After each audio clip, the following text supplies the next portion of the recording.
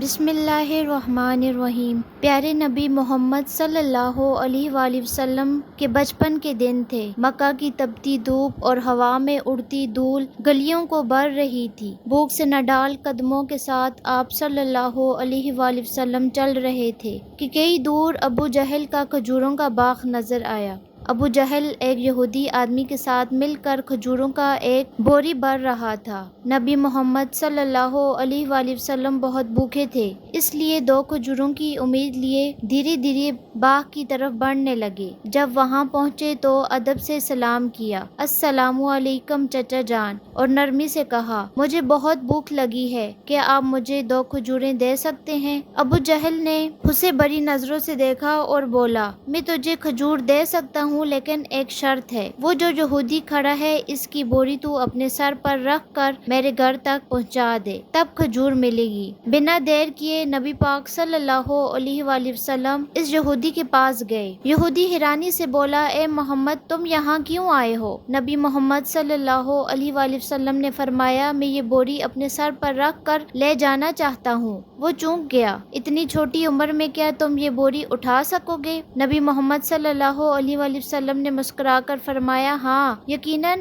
اٹھا سکوں گا۔ پھر دھول سے سنے بطن اور تھکے ہوئے جسم کے ساتھ بوری سر پر رکھی اور چل پڑے۔ چھوٹے چھوٹے قدم، تھکا ہوا جسم، مگر چہرے پر ایک عجیب روحانی سکون تھا۔ ابو جہل اور وہ یہودی شخص پیچھے پیچھے چل رہے تھے۔ کچھ دیر بعد بوری ابو جہل کے گھر کے سامنے رکھ دی گئی۔ یہودی نے وہ بوری اندر رکھ دی۔ نبی پاک صلی اللہ علیہ وآلہ وسلم نے فرمایا، چچا جان، آپ مجھے کھجور دیجئے۔ ابو جہل نے کھجور آپ صلی اللہ علیہ وآلہ وسلم کو دے دی۔ پھر آپ نے نرمی سے فرمایا، کیا آپ ایک اور کھجور نہیں دیں گے؟ یہ معصوم سی گزارش ابو جہل کے اندر کی آگ کو جیسے اور بھڑکا گئی۔ غصے میں بھر کر اس نے ایک زوردار تھپڑ نبی کے چہرے پر مار دیا، اور اسی لمحے جیسے سورج ڈوب گیا ہو، آسمان پھٹ پڑا ہو، ہوا تھم گئی ہو اور پہاڑ بھی رو پڑے ہوں۔ ایک معصوم بچے پر ایسا ظلم! ابو جہل ہنستے ہوئے اپنے گھر چلا گیا، مگر تب ہی کھجور کی بوری کھولی گئی اور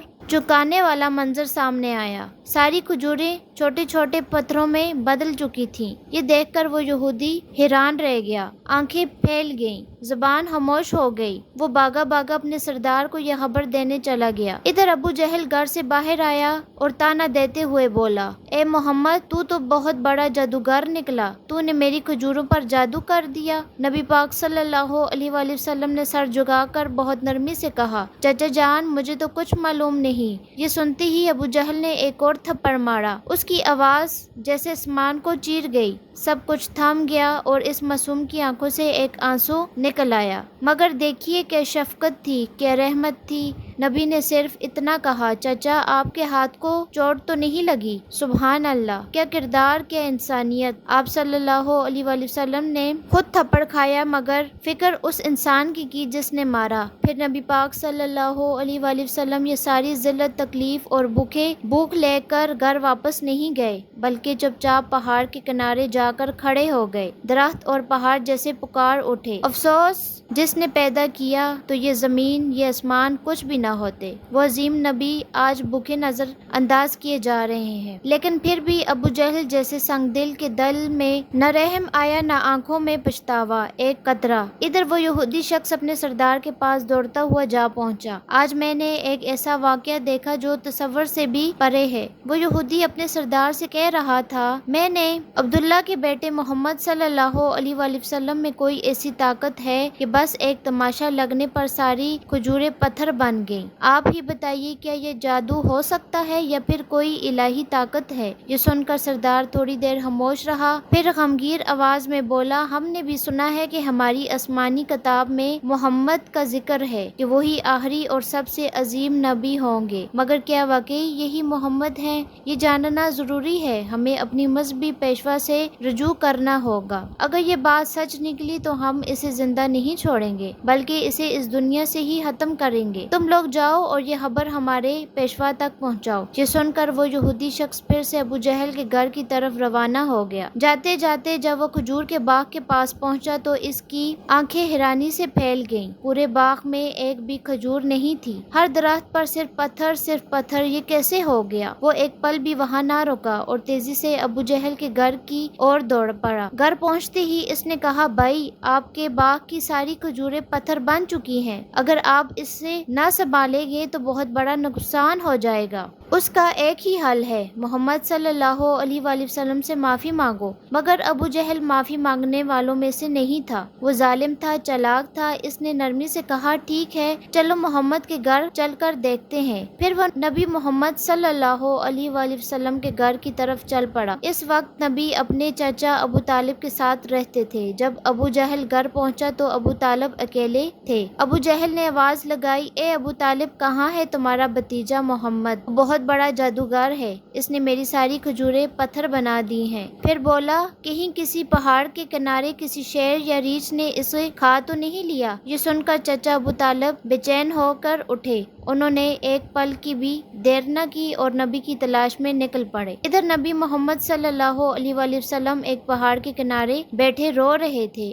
اگر میرے والد زندہ ہوتے تو شاید کوئی میرے ساتھ ایسا سلوک نہ کرتا، میں بہت تنہا ہوں، بہت اکیلا ہوں۔ ان کی یہ تنہائی دیکھ کر جنگل کے شیر، ریچھ، ہرن سب وہاں آ گئے اور جیسے ان کے درد کو محسوس کر کے سب رونے لگے۔ شیر کی آنکھیں بھی بھیگ گئیں، وہ کہنے لگے، یا رسول اللہ، رحمت اللہ عالمین، یہ تماشا جیسے ہمیں لگا ہے، آپ اب نہ روئیے، یہ آنسو ہم برداشت نہیں کر پا رہے۔ کچھ ہی لمحوں میں چچا ابو طالب وہاں پہنچ گئے۔ انہوں نے جب یہ منظر دیکھا تو کچھ کہہ نہ سکے، بس خاموش رہے۔ نظارہ اتنا عجیب اور دل کو چھو لینے والا تھا۔ پھر انہوں نے نبی کو سینے سے لگایا اور پوچھا، کس نے تمہیں تکلیف دی میرے لال؟ جب تک میں زندہ ہوں کوئی تمہیں چھو بھی نہیں سکتا۔ اس کے بعد چچا ابو طالب نبی کو لے کر گھر لوٹ آئے، لیکن اسی رات ابو طالب خود ابو جہل کے گھر پہنچے۔ انہوں نے غصے سے نہیں بلکہ سچائی سے کہا، تم اسے جادوگر کہتے ہو جبکہ اس نے تم سے کچھ مانگا بھی نہیں، تمہاری کھجوریں بھی نہیں لیں، تمہارے خلاف کچھ کہا بھی نہیں۔ اس کی آنکھوں سے جو آنسو گرے ہیں وہ ایک دن پہاڑوں کو بھی پگھلا دیں گے۔ یہ کہہ کر ابو طالب وہاں سے چلے گئے۔ ابو جہل خاموش رہ گیا، کیونکہ وہ کچھ محسوس ضرور کر رہا تھا مگر تسلیم نہیں کرنا چاہتا تھا۔ اصل میں وہ ایک ظالم اور گھمنڈی انسان تھا۔ اسی رات مکہ کے آسمان پر ایک عجیب روشنی پھیل گئی۔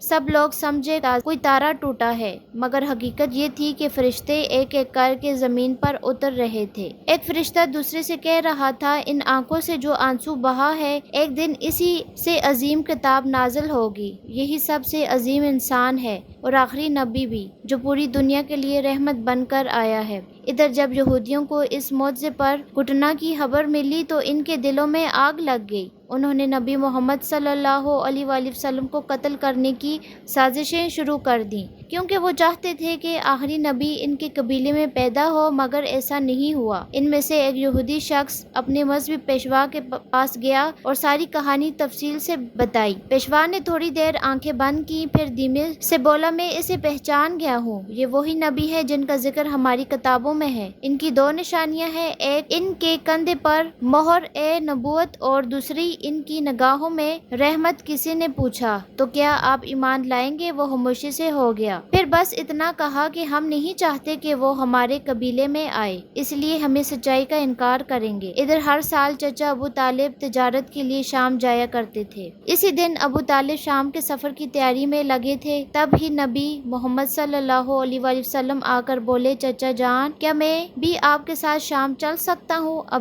ابو طالب نے منع نہیں کر سکے۔ اگلے ہی دن وہ دونوں ایک تجارتی قافلے کے ساتھ روانہ ہو گئے۔ کچھ دن سفر کرنے کے بعد قافلہ پراسرار نام کی جگہ پہنچا۔ وہیں پاس میں ایک گرجا گھر تھا جہاں ایک عیسائی عالم پیشوا رہتا تھا۔ وہ اس دور کا سب سے بڑا اور عظیم پادری مانا جاتا تھا۔ جب قافلہ وہاں سے گزرا تو اس عیسائی عالم نے ایک نوجوان کو دیکھا۔ وہ حیران رہ گیا، اس لڑکی کے سر پر ایک بادل کا ٹکڑا سائے کی طرح چل رہا تھا، جہاں وہ چلتا بادل بھی ساتھ چلتا۔ اسے یقین ہو گیا کہ اس قافلے میں ہی آخری زمانے کا نبی موجود ہے۔ فوراً اس نے اپنی کتابیں نکالی، پڑھا، دیکھا اور کی تصدیق کر لی کہ اس نے جلدی سے اپنے ایک آدمی سے کہا، جاؤ اس قافلے کے سارے لوگوں کو یہاں بلاؤ، انہیں دعوت پر بلاؤ۔ وہ آدمی گیا اور قافلے والوں سے بولا، بھائیو، ہمارے پیشوا نے آپ سب کے کھانے پر بلایا ہے۔ سب لوگ اس گرجا گھر میں پہنچے۔ پیشوا نے سب کو ایک اچھی دعوت دی۔ کچھ دیر بعد اس نے ابو طالب سے کہا، اے قافلے کے سردار، لگتا ہے اس بچے کے ماں باپ اب اس دنیا میں نہیں ہے۔ ابو طالب نے کہا، جی ہاں، آپ صحیح سمجھے، آپ اس کی دیکھ بھال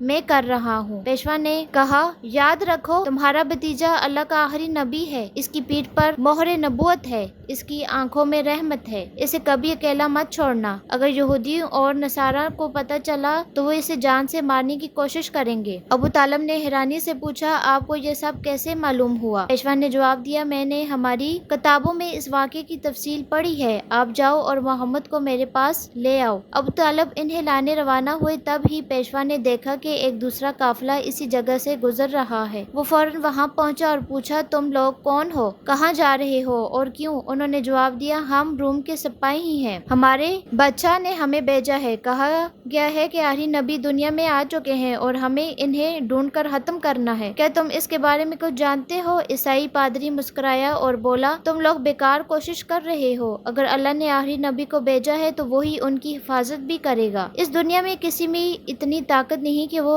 انہیں نقصان پہنچا سکے، اس لیے تم لوگ واپس روم چلے جاؤ۔ یہ سن کر سپاہی چپ چاپ لوٹ گئے۔ دن ایسے ہی بیت گئے۔ رات کو عیسائی پادری نے ابو طالب کو گرجا گھر بلایا اور کہا، اے قافلے کے سردار، دیکھا میری بات سچ نکلی، یہود اور نصارہ آخری نبی کے پکے دشمن ہیں، اگر وہ کسی طرح انہیں مل جائے تو یقیناً جان سے مارنے کی کوشش کریں گے، اس لیے میری مانو، اپنے بھتیجے کو لے کر آگے مت جاؤ، واپس لوٹ جاؤ۔ اگلے دن ابو طالب نے سفر چھوڑنے کا فیصلہ کر لیا اور قافلہ وطن کی اور لوٹ پڑا۔ کچھ دور ہی گئے تھے کہ اگلے دن راستے میں انہیں ایک گھوڑا نظر آیا، لیکن وہاں کوئی انسان نہیں۔ رک کر دیکھا تو ایک آدمی سن پڑا تھا، اصل میں وہ ایک یہودی تھا، کبھی نبی کو مارنے آیا تھا، لیکن آج وہی نبی اپنے ہاتھوں سے اسے پانی پلا کر اس کی جان بچا رہے تھے۔ پھر اسے ساتھ لے کر قافلے کے آگے بڑھے۔ چلتے چلتے وہ ایک سمندر کے کنارے پہنچے جہاں مچھیروں کی ایک بستی تھی۔ قافلہ وہیں آرام کے لیے رکا، مگر وہ مچھیرے بت پرست تھے اور گہرے اندھے وشواس میں ڈوبے ہوئے تھے۔ ابو طالب وہاں پہنچے جہاں کچھ لوگ مورتیوں کے سامنے جھکے ہوئے تھے۔ انہوں نے ایک سے پوچھا، بھائی، تم لوگ اس طرح مورتیوں کی پوجا کیوں کر رہے ہو؟ اس نے جواب دیا، کئی دن سے ہمارے جال میں مچھلیاں نہیں آ رہی، اس لیے سمندر کی دیوتا کو خوش کرنے کے لیے ہم یہ پوجا کر رہے ہیں۔ ادھر نبی کریم نے دیکھا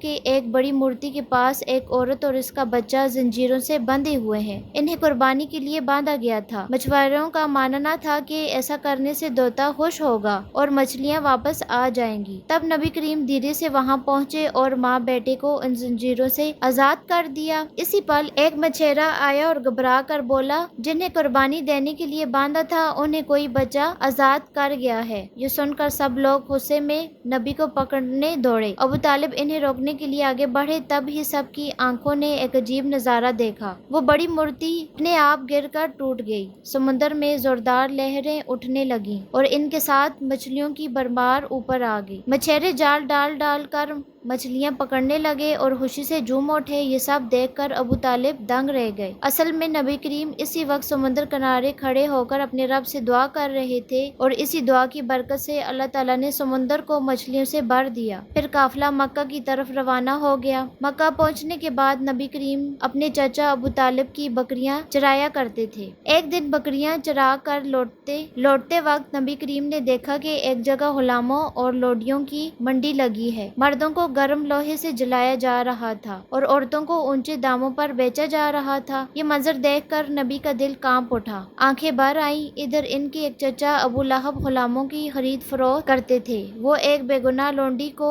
بہت مہنگے داموں سے بیچ رہے تھے۔ تبھی اس لونڈی کا شوہر دوڑتا ہوا آیا اور بولا، حضور، آپ یہ ظلم مت کیجیے، ہمیں معاف کر دیجیے۔ وہ بڑی بے بسی اور گڑگڑاہٹ سے رونے لگا، لیکن ابو لہب اس کی ایک نہ سن رہے تھے۔ اسی وقت ہمارے رحمت والے نبی وہاں پہنچ گئے۔ آپ نے اپنے چاچا سے فرمایا، چاچا، اس عورت کو مت بیچیے۔ ابو لہب نے گڑتے ہوئے کہا، میں نے اسے بہت مہنگے دام سے خریدا ہے، اگر تم اس کی قیمت ادا کر دو، لے جاؤ۔ جاؤ۔ تب نبی کریم نے بنا کچھ کہے اس کی قیمت ادا کر دی اور اسی دن وہ عورت ہمارے پیارے نبی کی وجہ سے آزاد ہو گئی۔ پیارے دوستو، یہ سن کر ذرا سوچئے، ہمارے نبی محمد صلی اللہ علیہ وآلہ وسلم وہ ہستی جو راتوں کو جاگ کر امت کے لیے دعائیں کرتے تھے، وہ ہستی جو بھوکے رہتے تھے مگر دوسروں کو کھلا دیتے تھے، وہ ہستی جو پتھر برداشت کر کے بھی مگر بددعا نہ دی، وہ ہستی جس نے اپنی جان، اپنے آرام، اپنا سکون قربان کر دیا صرف اس لیے کہ ہم ایمان والے بن جائیں۔ لیکن